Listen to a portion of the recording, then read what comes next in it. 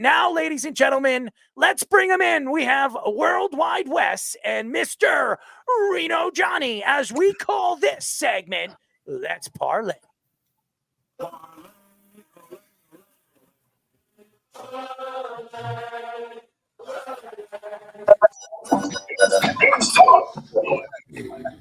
Oh, man, it's a wonderful, wonderful day, ladies and gentlemen, and it's always wonderful when we have these two guys on. But before we have these two guys on, I just want to tell everybody, what is this brought to you by? Well, it's brought to you by StubHub. And StubHub is American's ticket exchange resale company. It provides services for buyers and sellers of tickets for sports, concerts, theaters, and live entertainment events. Well, ladies and gentlemen, where do you go to get your tickets or get percentages off your tickets? Well, you can go to our website at www.worldwidesportsradio.com. Hit the link of StubHub. And boy, oh boy, you can get tickets for $7. Right now, you can go to a Kansas City Yankees game, a Kansas City Royals Yankees game for $7. Who's better than you if you want to go to a Yankee game watching this, this poorly last couple of weeks of, the bullpen horror for the New York Yankees. But hey, you can go to StubHub, go to our link, go get your tickets. You like concerts, you want to go see Train, you want to go see Phil Collins. He hasn't been on tour for a long time. But hey, that's why we have Wes's wife. She does the singing for that. There you go. If you can get Phil Collins tickets, you can get it on StubHub. And just go to our link, you'll get 10-15% off. Many different concerts, many different games. You have the NFL season, the Jets games, the Giants games, Kansas City Chiefs games, any game that you want. Go to our link, www.worldwidesportsradio.com. Hit the link, StubHub.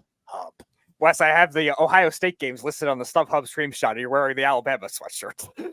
Well, I tell you, after spending a weekend in Tuscaloosa, it is a religious experience, and it like I feel like that town and that team became a part of me in a 72-hour period. It's really something different. I bleed Ohio State, but any team that covers a spread for me, typically during basketball season, it's always worth a hoodie. I got Coastal Carolina hoodies, and GMF John gave us some weird South Alabama Jaguars play one day, and they were like 10-point dogs and they won outright. So that I bought a t-shirt for that one. But I tell you, a weekend in Tuscaloosa, there is no game day experience ever anywhere in the country that can compare to that. The only thing I would have loved about going to those games or seeing an Alabama Crimson Tide game is looking at the women in their cowboy boots, go ahead. Which you sent me some pictures.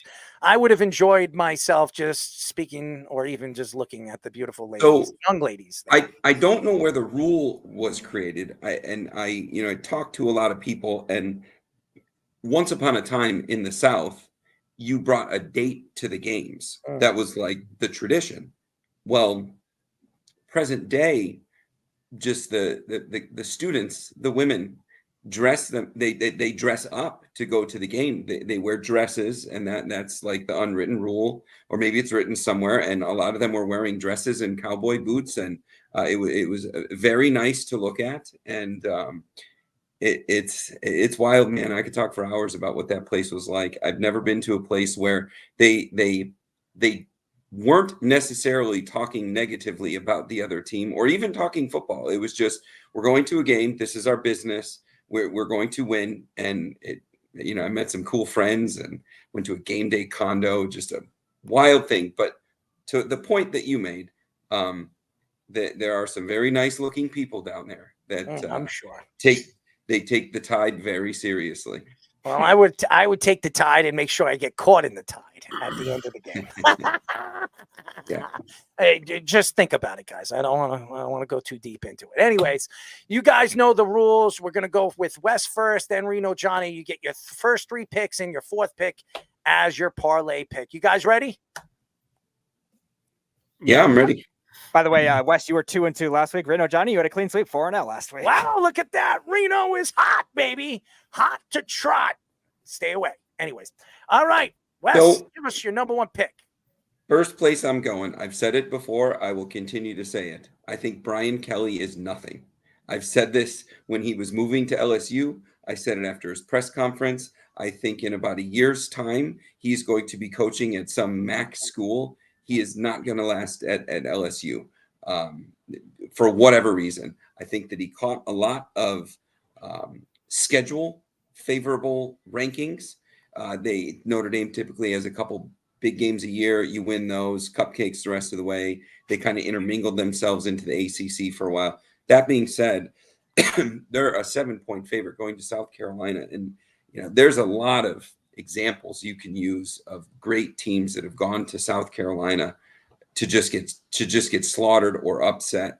I mean, the one that stands out to me the most is, I think it was 11 or 12. It was the Jadeveon Clowney year, and Georgia was the best team in the country that year. The Aaron Murray, Todd Gurley, Rambo. They had a really good team, and they just went to South Carolina to get smoked in a night game. That's a huge environment. It's really loud, and for a team like LSU that appears to have something defective, it's not their roster. They have the right players, but you watch them, and there's something defective happening there. I'm not saying South Carolina wins the game outright, but I like what Beamer's got going on. I like that stadium, what the environment is going to be like. I believe that's where game day is going to be this weekend, which adds more to it. Fans getting gassed up starting at 7 a.m. I'm taking 7 points, and I'm taking the Gamecocks. All right. Reno Johnny, give us your number one pick, baby. I'm going to start in the NFL. I said it last week. I might be the only person in America. I'm high on the Vikings weeks 1 through 5.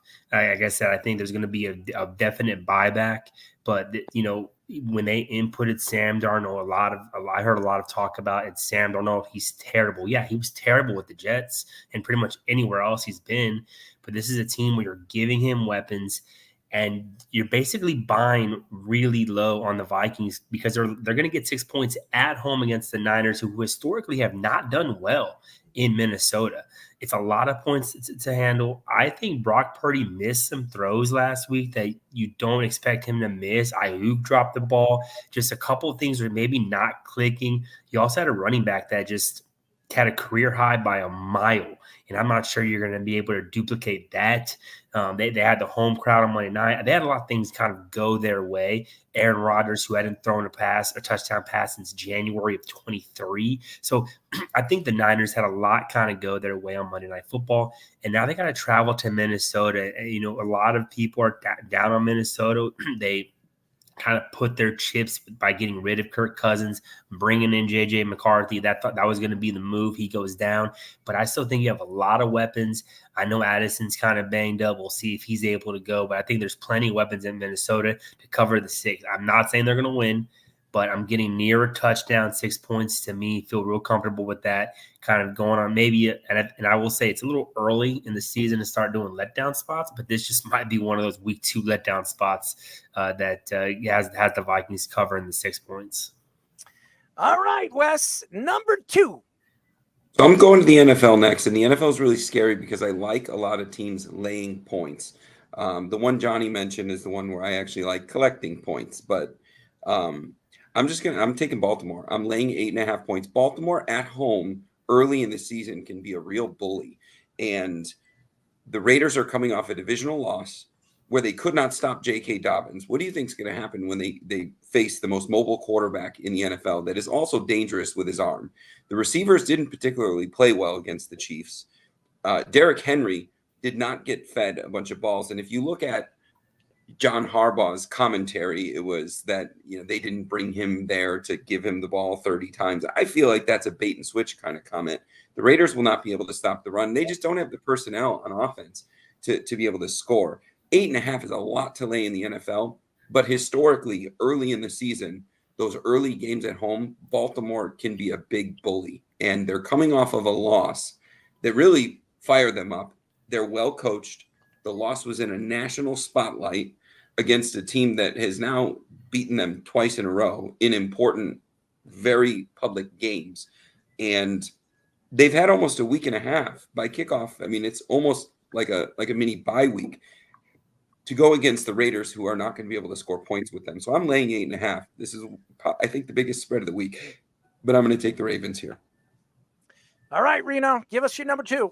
Yeah, so I'm actually going to stay in the NFL. And let me pull out some notes here and make sure I'm talking about the right game.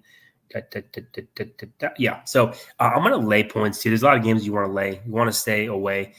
Real quick side note, I'm a big Raiders fan this week. Big, because I'm in that contest, and I can already assume that it's going to be flooded with Ravens money line tickets. So big Raiders fan this week. My son is waking up, and he should not be waking up. Hey, buddy, you want to go to mama? Sorry, guys. Go to mama. Go to mama.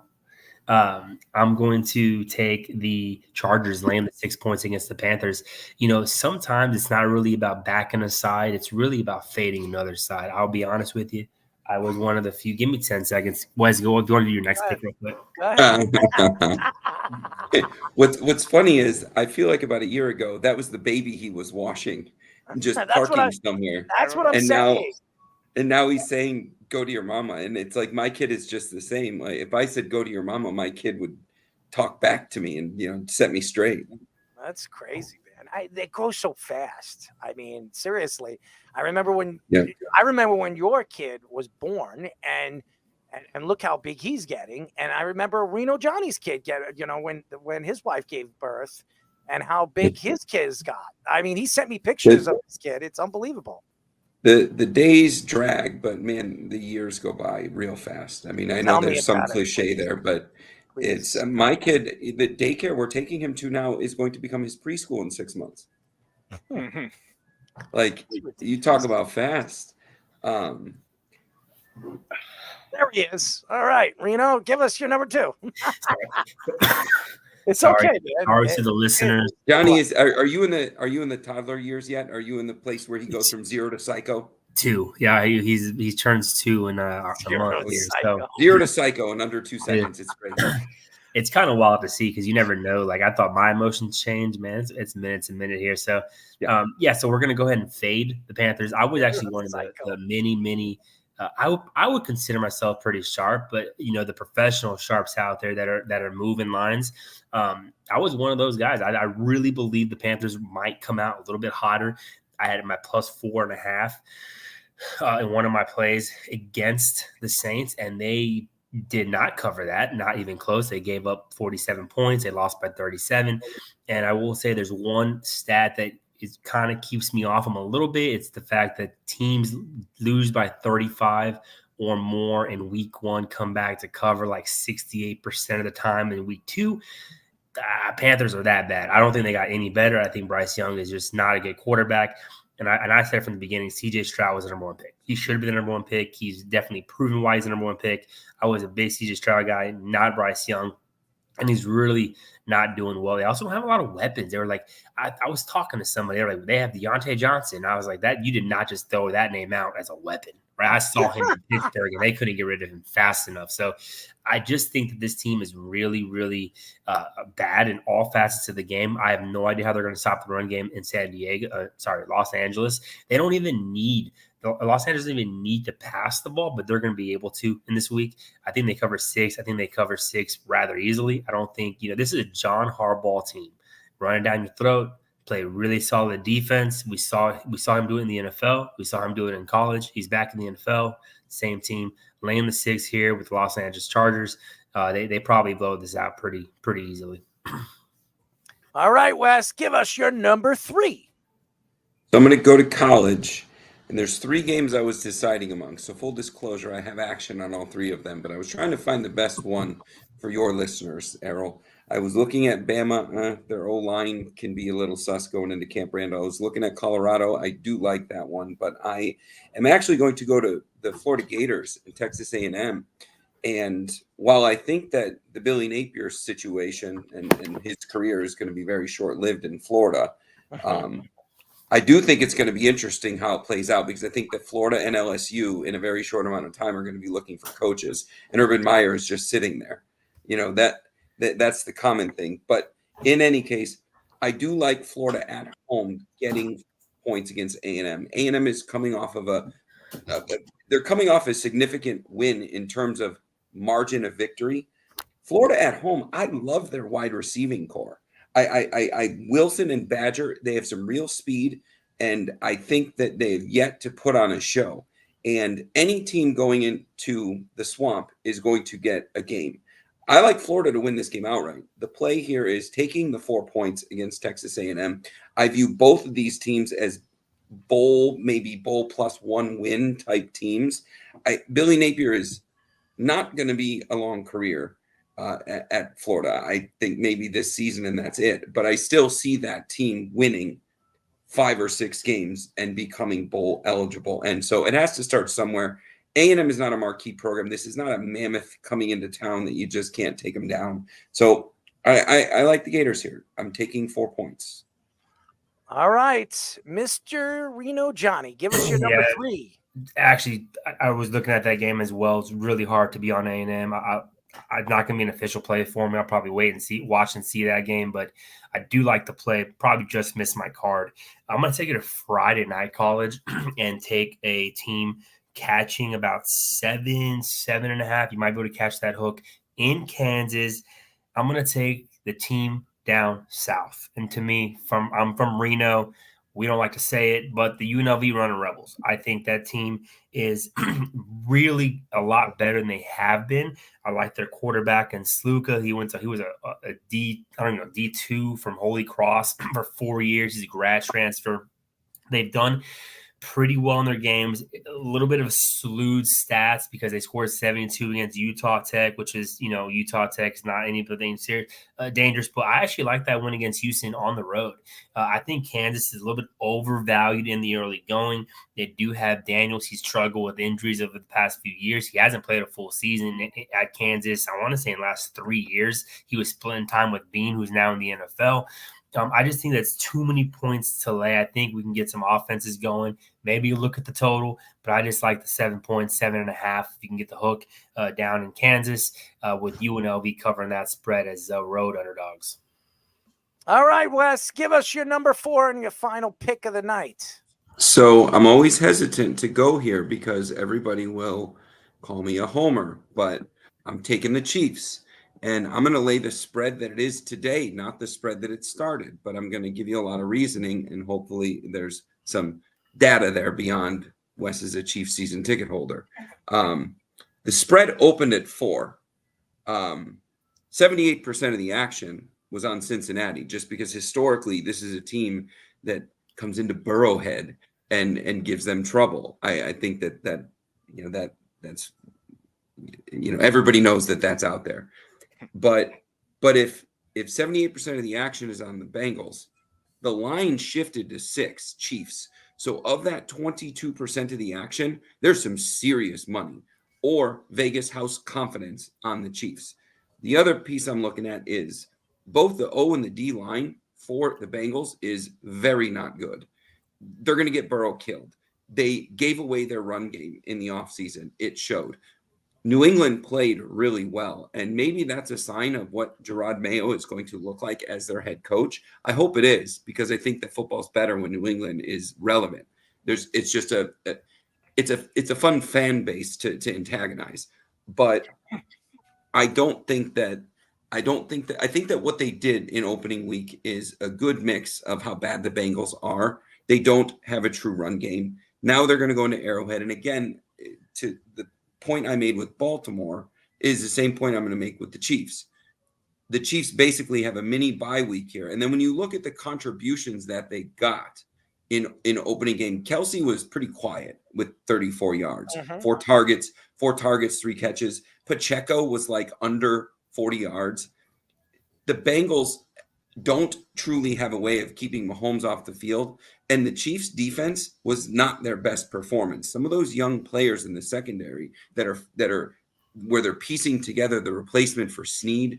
Karlaftis played a great game. Chris Jones was pretty quiet. And I'll say, and I've said it for a year now, Nick Bolton is the most important member of that defense. He's that field general. But I don't think we saw the best football that the Chiefs could play. And I think that Cincinnati just doesn't have some of the things that they beat the Chiefs with. The play here is if you can get it at 5.5, take it. If you somehow got it at 4, congratulations. But I still think laying 6 here is a good move. It's not an odd time slot. I believe it's a 3:00 kickoff Central Time. Lay it and take the Chiefs. We don't even know what this team could do yet on offense, but we just got a preview, and it's pretty scary. Hollywood Brown is not even on the field yet. No. Well, I'm looking forward to seeing what this team is at whole. I don't know what they are, and everybody says that there's a good chance they can win a three-peat. I don't think they will. That's just my opinion, but we'll see. Anything's possible when you have a quarterback like Patrick Mahomes, or you have Taylor Swift up there in the upper deck. The odds are stacked against them in the three-peat. I'm not going to predict that. Three pieces don't happen anymore. I think the NFL, it's never happened since in the Super Bowl era. And there's a reason for that. I mean, it is extremely tough to win. And, it's the playoffs. You get one game. Everything's got to go your way in some of those games. Winning 3 in a row is incredibly difficult. If there's a team that could do it, I would have thought maybe Tom Brady in his prime, this Patrick Mahomes team. But I think if you put money on it, I think you don't put money on the Chiefs. I mean, it's just historically talking.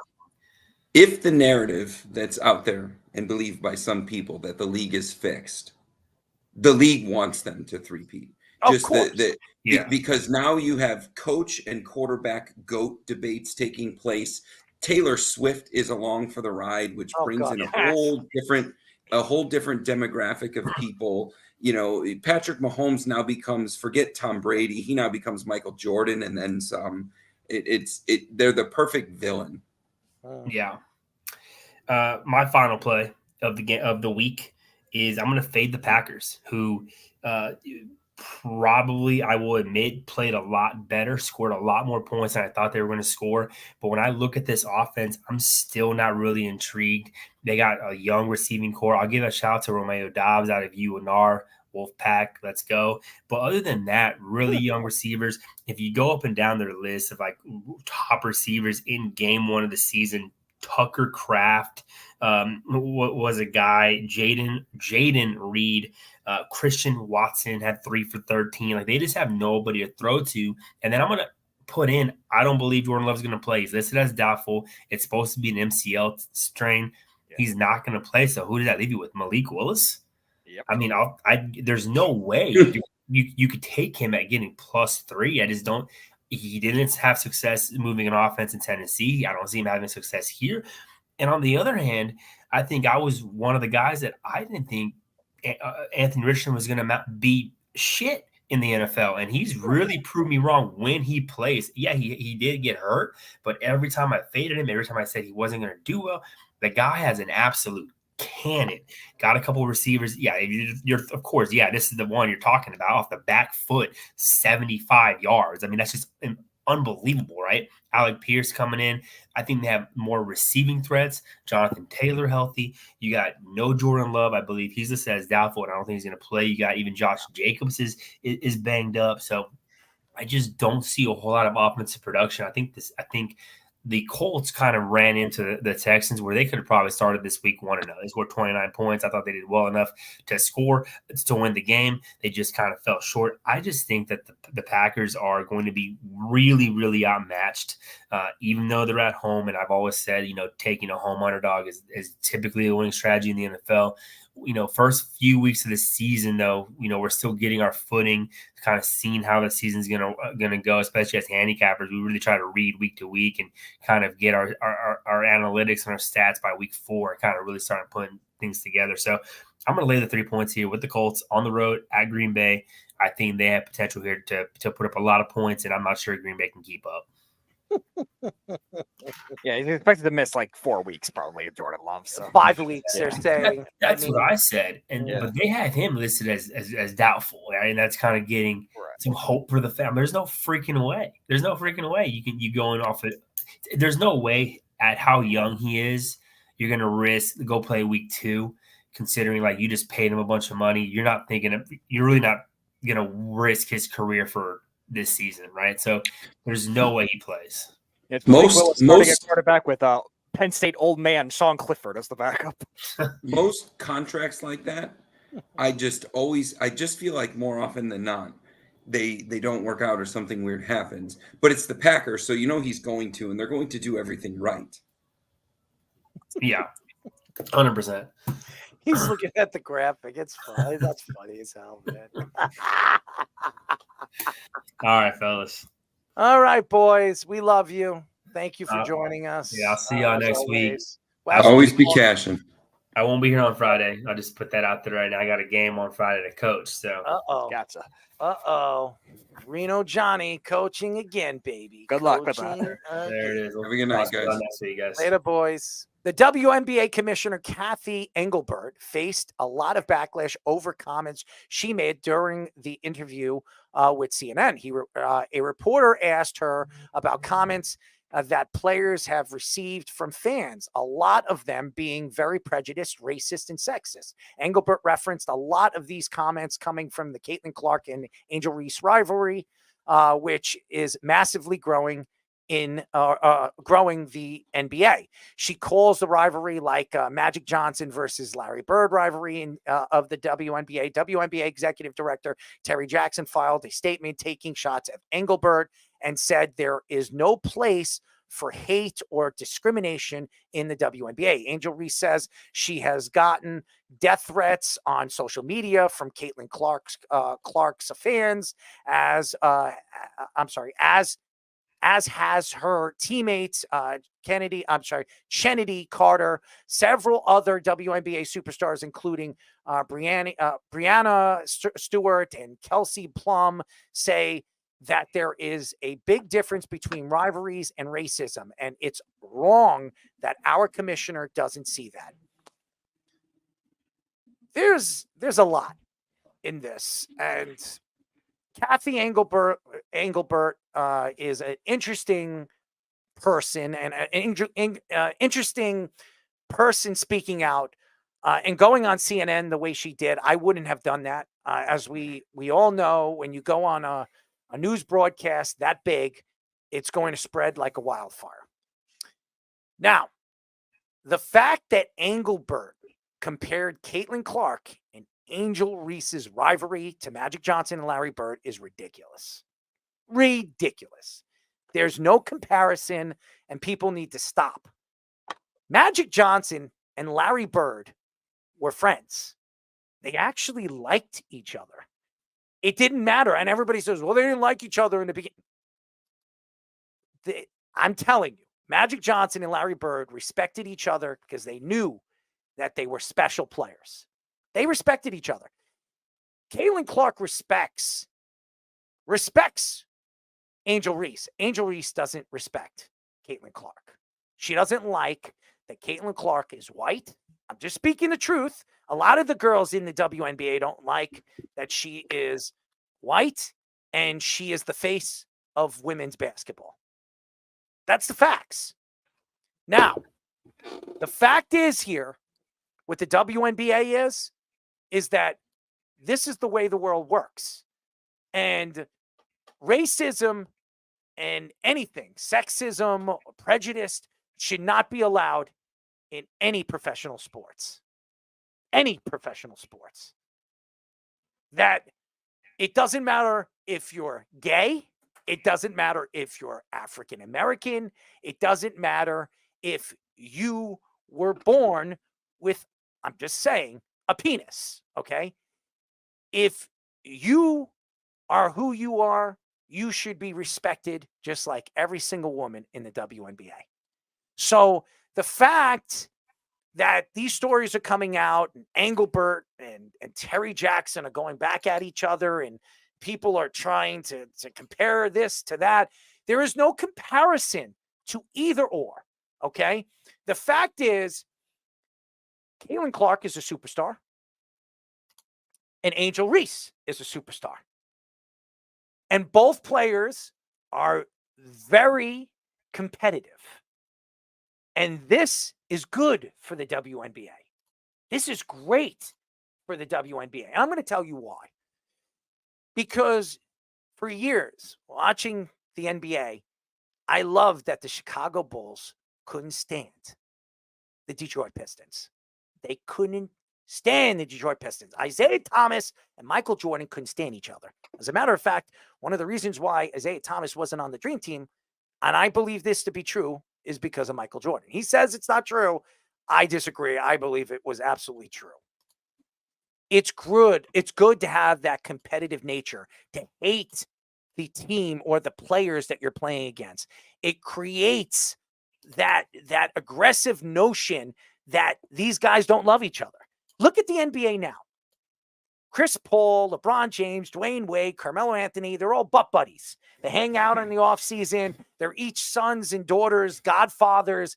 That's not good for the NBA. The competitive nature of what the NBA was when Magic Johnson and Larry Bird were playing was fantastic.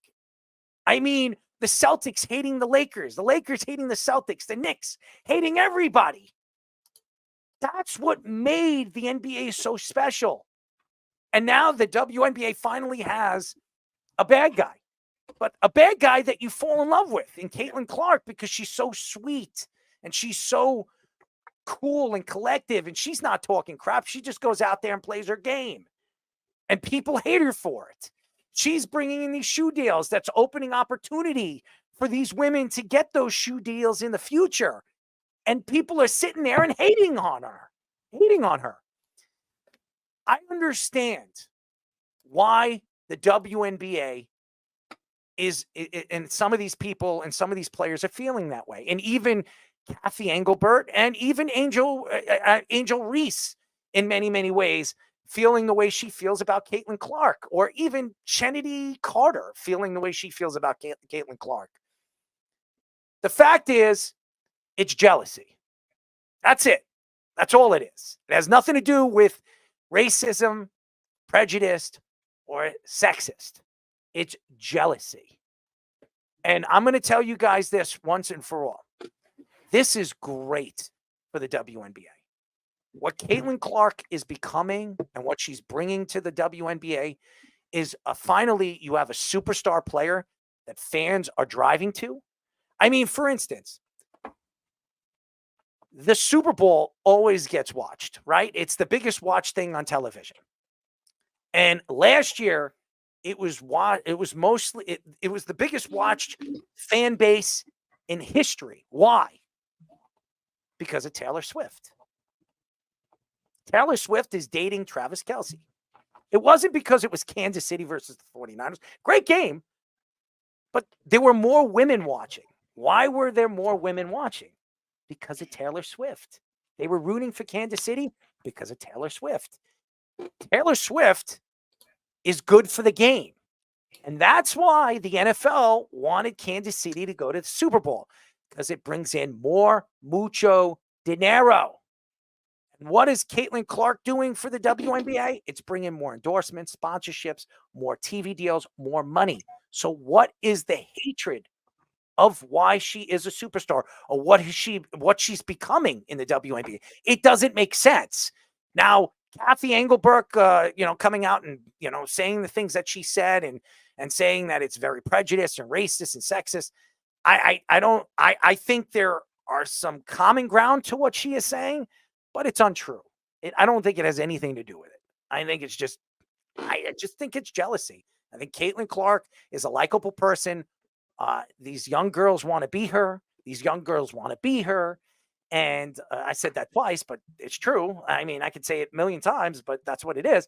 And it's the same thing with what player in the NBA now. Steph Curry has brought a different look to the NBA. Now, these smaller point guards or these kids Steph Curry isn't small, but he was 6 foot. When he came into the NBA, he was like 6'1". He grew 2 inches in the NBA. But when he was playing in college basketball, he was like 5'10", 5'11". And he was a small guy, and he had to develop a shot. That was the only way he was going to make the NBA. And now he's changed the NBA, I think, for the worse. But nevertheless, everybody wants to be Steph Curry. Steph Curry is basketball for the WNBA, and that's the shot, and that's the stardom. And Michael Jordan did the same thing for the NBA in the 80s and the 90s, which took the NBA international, which brought shoe deals that we've never seen before and money that we've never seen players make. What is she going to do for the WNBA? She's going to bring money, endorsements, and it's going to help these young ladies actually make money where they don't have to go overseas at the end of the season. They don't have to go and play 24/7 for the rest of their careers. They actually can retire on the contracts they get. So this is good for the WNBA.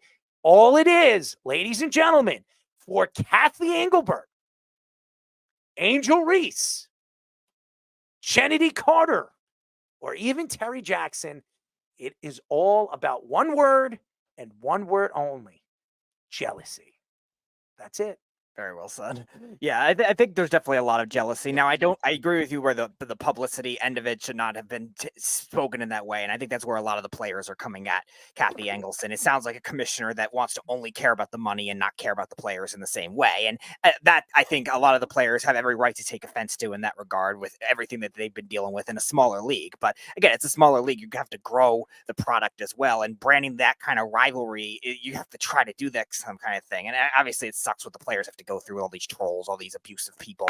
Like, nobody should have to deal with that kind of thing, and I feel bad for all the athletes dealing with that, but you have to still try to grow the game in that way too. So I think that's where I think Terry Jackson is coming from too. Fuel the rivalry, and these players have mentioned it as well, and bring Caitlin Clark and Angel Reese in a much more positive way rather than this negative way that these trolls are all going after. And I think there's a good way to do that where you still could grow the game, like you were saying, get these deals, get these money that they want for the league. Amen, Speedy. Amen. I was just going to talk about the exact same thing. I got to double down on this toxic world of these tough typing trolls. Double jelly. Look, I need there's a jelly. lot of people. Have you ever tried that, Errol, guys? Have you ever done that before? Take 2 jelly donuts and eat them at the same time. It's good. It's good because you get double. You get double the squirt. Speedy, you know all about double the squirt, right? I'll pass. I'm sorry. Go ahead. No, that's all right. I was just trying to get through this alliterative way to bash these trolls that I wrote down, where I was going to talk about their digital biceps, talking about lifting, because these guys, all they do, all these trolls, men, women, or one of the other 70 genders out there, I guess, all of you who can't get off of the fact that Caitlin Clark is good or that Angel Reese is good. It black, white, every race, it doesn't matter. It's just these trolls. I don't care what this is, a colorless thing. You're just an awful troll. You need to knock it off. Go hit a punching bag or something if you got issues. Don't get it out. Stop hating on these people for doing what they do well and doing what they love. That doesn't matter. Like, who cares who's better? They got a whole career to play that out. We'll find out. Let them play. Enjoy the fact that it's exciting. And just stop being such a hateful, awful person. No one knows how to control these trolls. That's why they hate this commissioner for what she said, because she's like, oh, they're a bird and magic. This is going to be great for the game. What about all the people saying awful stuff and making everybody in your league upset because they're all activists? Well, no, just, let's just put our heads down and play ball. It's not going to fly with that WNBA crowd. They need to try to do everything they can. There's a lot of money at stake now in the WNBA. We talked 7 months ago when I first started with the show, we were talking about their salaries being so low. We had this chart where none of them were making enough money to really be anything about better than middle class, maybe upper middle class. Most of the players in the league, they were going to Russia. Brittany Griner gets detained, is arrested as a political prisoner in Russia for a number of years because she had the end of a vape pen on her. Yeah, and she's on Team USA, and Caitlin Clark and Angel Reese isn't. Yeah, that makes a lot of sense. Makes a lot of sense. Well, that's a whole the Team USA dynamics are a whole different deal. Makes a lot of sense, by the way. You have 2 young superstars that are the face of women's basketball for the next 20 years, and you have Brittany Griner, who's a washed-up professional basketball player that obviously she stands for something. I understand that, and as well as she should for what happened to her. But nevertheless, she shouldn't have been on the team. These 2 ladies should have made that women's basketball team. And that is shameful for the United States basketball team. And it's shameful to think that these girls can't get along. But nevertheless, I'm happy they don't get along. And Caitlin Clark will get along with anybody. Anybody that seen Caitlin Clark or even had a conversation with her everybody that I know that has ever had a conversation with Caitlin Clark says she's a wonderful woman, and she gets along with everybody. Angel Reese is hating on her. obviously is jealous of her, and so is Kennedy Carter and every single woman in the WNBA, because nobody's had this superstar stardom that she brings to the WNBA. She is the face of the WNBA. Like it or not, this girl moving forward, if you're a WNBA fan, is the face of women's basketball, period. Good, Scoops. Look, go sorry. ahead, Scoops. No, go ahead, Fish. Go ahead. I'm gonna have to. No, I was just wrapping up because it just bothers me that they're ruining what should be special, and it's really pervasive in the country right now. And I don't know how it is overseas, but I'll tell you, it's very different. No, Michael Jordan didn't have to deal with the internet trolls. He had everything on lockdown. Derek Jeter, and nobody knew all the things he was able to get away with because he had it on lockdown. It's impossible today. The world is completely different. It's a different way to exist, and the people that are in charge didn't grow up in that world. But you're comparing them in a men's world. That's in the sports world. Everybody still to this day thinks it's men and women are right under them. That's the problem.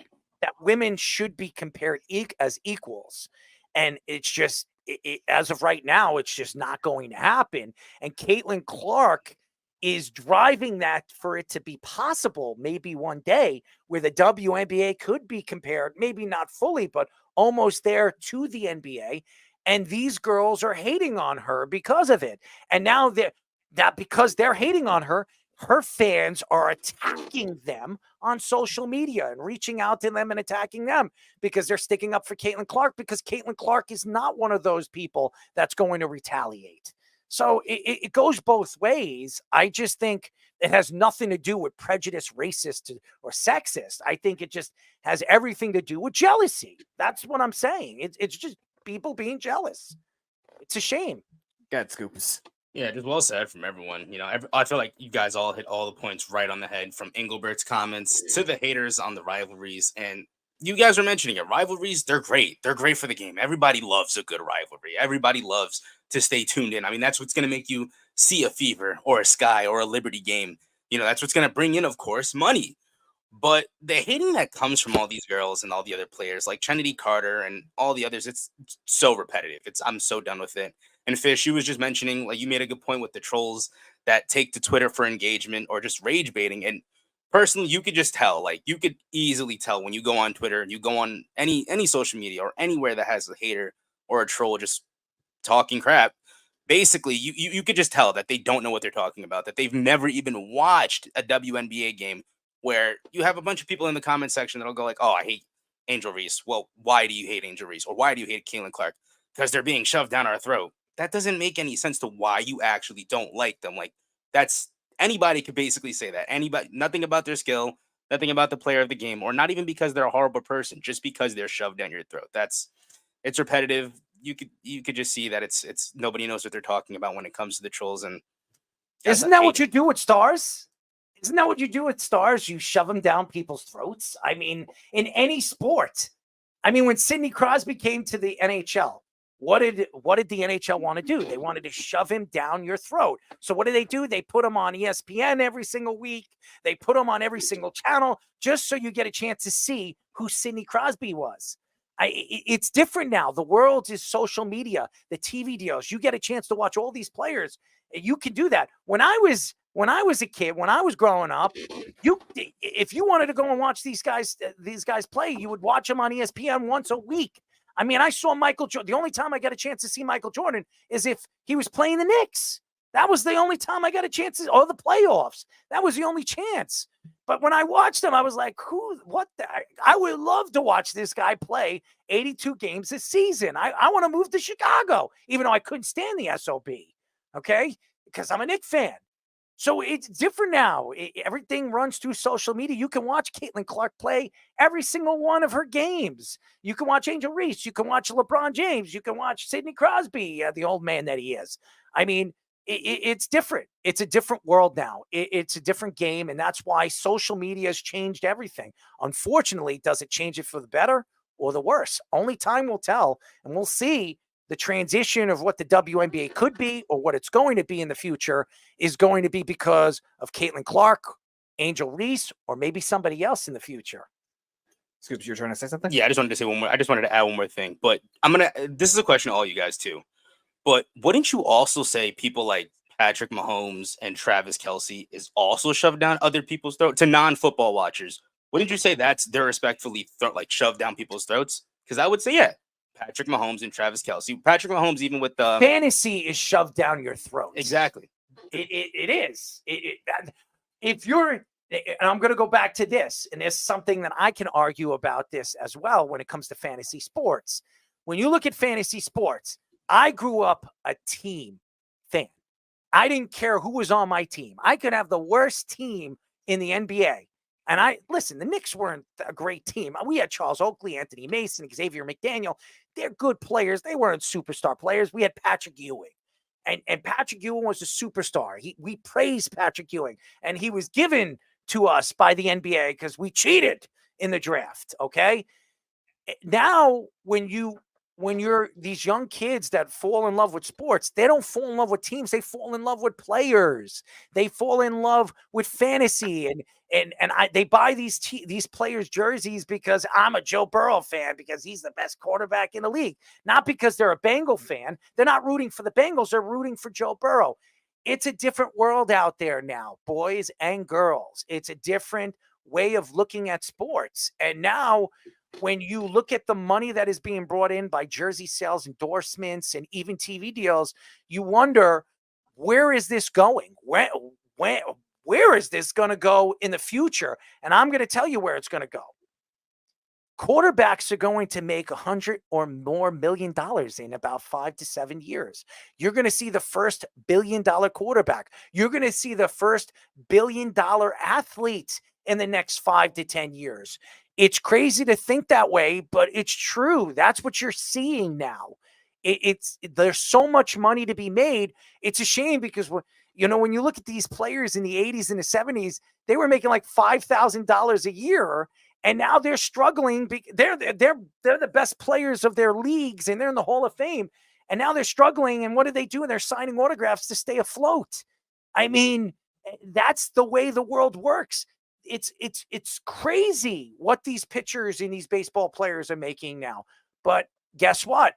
If the owners are making it, if the teams are making it, the players are going to make it because they're the faces of the team. So it's a different world out there, guys. And unfortunately, or fortunately, however way you want to look at it, it has nothing to do with prejudice, racism, or sexist. Because if it was, we would have a civil war right now. I mean, honestly, we would all be killing each other and trying to murder each other on a basketball court or a hockey rink or on a football field. It has nothing to do with that. And we should come together and understand that it's all about making money. That's what these sports are trying to do. They're trying to bring in new fans and more endorsements and more money to help the game grow. That's what they're doing. It has nothing to do with any of those things. So Engelbert is wrong. It's jealousy. How many times do I have to say it? It's every single WNBA player is jealous of this girl because she has the ability to draw eyes. That's it. And she stands for something that young girls, young men, and people just draw to. Just like everybody to this day, even though you don't know him, or if you do know him, you never get a chance to see him play. Michael Jordan stands for what the NBA is and what it's going to be 50 years from now. It's not LeBron James. It's not Jerry West. It's not Magic Johnson, Larry Bird, or even Kareem Abdul-Jabbar. It is Michael Jordan. That's it. Evolution. I don't think it has anything to do with evolution. It just has everything to do with what he did and what he's brought to the game of basketball. And fortunately, if you go to a mall right now and you walk into a store, I would probably say 50% of the store is wearing Jordans. 50%. 50. That is a crazy percentage, and that tells you one thing. Michael Jordan is not just a player. He's not just a Hall of Famer or anything that he was when he stood for the game of basketball. He is a brand, and branding is what is changing sports. And that's what agents see. That's what owners see. And that's what the game sees. And Caitlin Clark is a brand. And she will be a brand moving forward, and a brand that's going to help the WNBA take off, something that they have been missing since the game has been brought to television and the game has been brought to the human eye. So that's all I'm going to say about that. I think Caitlin Clark is good for the game, and it has nothing to do with any of the things that Cathy Engelbert has said, and I don't think Terry Jackson speaks for what she believes it does or it doesn't. I think both these ladies need to step away from it and let the game grow for what it is. That's all I'm going to say. And that's it. That's it for our show. Thank you to Butch Chafin for joining us. He was fantastic. Thank you to you guys, as always. It's been a long 2 days. I'm heading to Florida. I am not excited. Just letting you guys know, I am not excited to go to Florida. But hey, Tampa's got a great airport, though. Well, we're not landing in Tampa. In and out. Oh we're no. West Palm. We're going to West Palm. Oh so, no. Yeah. Well, there you go. Not the same. No, it's not. But we're leaving on Tampa, so that's good, I guess. Sayonara. But we will be back on Wednesday, not Tuesday. I'll let you guys know what time we're going to start. Probably around 7:30 on Wednesday. The plane, I think, is coming in about 5. So what happened?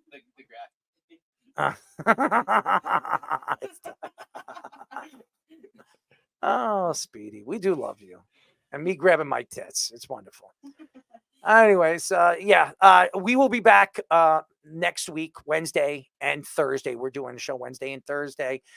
Again, I want to thank all the fans out there that tune in and listen to us. Jamie Lee, he's been a valuable fan for many years. We love you, and all the fans out there that tune in, check out our clips on YouTube, Apple Podcasts, Spotify. Everybody, we really appreciate you guys, and keep tuning in every single week. And as we come up with new content, and there it is. Nice. That is just a perfect sight. I remember that game, by the way. Oh my God. Could you imagine that? Craziest thing ever. Holy crap. I've never seen anything like that. Never seen anything like that. Just imagine how fast that was coming out of his hands. I think they said 97. Oh, And with that kind of a sharp angle, I mean, the odds of that happening, I think you're more likely to win the lottery than that happening again. Something like that I saw. I don't want to see that again. That's for damn sure. Anyway, but if anybody knows the right odds, it is our man Speedy Petey, there the Einstein of analytics. Einstein analytics, and he loves to play with himself, right? That doesn't correlate at all. But you do like to play with yourself. There's no analytic on that. Well, you don't need analytics to. Yeah, so it doesn't correlate. Good job. But it's still a part of your life, right? No. You do like to play with yourself, right? It doesn't correlate. It doesn't matter. I like it. I believe you like to play with yourself. All right, you can have that thought process your entire flight. Well, I will. I'll think about that all the way when I land, and hopefully I land safely. But yes, every single time, every second, every minute, every hour that I'm on that plane, I will think Speedy Petey likes to play with himself. So thank you, Speedy. You can go tell that to Carl if you see him. What, that he plays with himself? You could joke about it with Carl. Well, he already knows that you play with yourself. Okay, so you two could have a good chat about it. Oh, we could. I mean, do you want to chat? You know what I'm going to do when I meet up with Carl? I'll get you on the phone. And no, you won't. No, you two chat about it yourself. Jeff. You're right. That's a long shot. Carl's much more likely. I think it's better. I think there's more. It's more likely for me to win the lottery on that one too. So, anyways, again, thank you to the fans. We will be back on Wednesday. Stay tuned.